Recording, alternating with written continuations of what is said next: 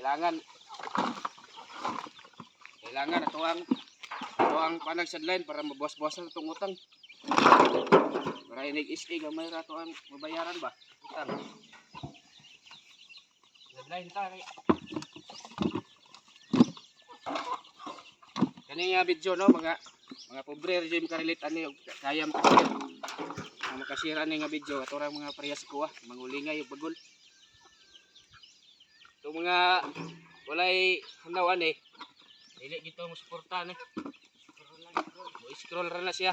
Pero ang parehas na kog kaagi. Suporta gyud no, mga pobre ra nakabaloy mo nani no.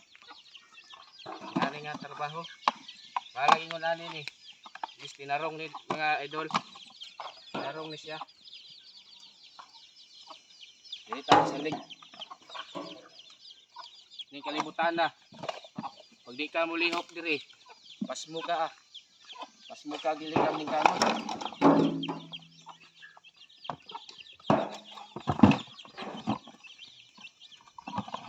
Ana ako sa kuang pagkaka-idol. Isip ko sa ko kakaa, wala ko nagsalig sa kong pagkakaano. Nag-line ko ko. Sa unsa nga trabaho, sugdo na ko, basta dili lang illegal. Basta legal lang.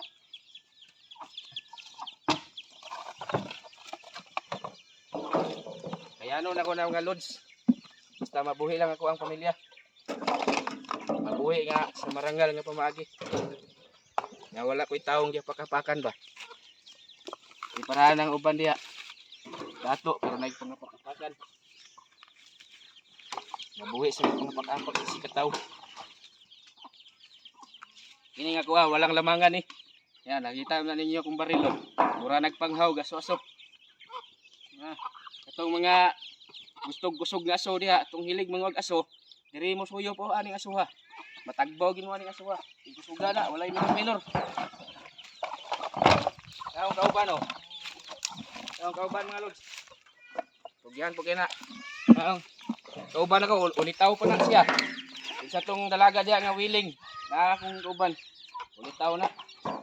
Pugihan kayo. Na, busog na magbagol na ng kauban. No, so salamat kasi yung pagkakaw no. Follow, share lang mo diha ang napita. Pagbilin mo dagbakas, kaya bakan ka mo. Time.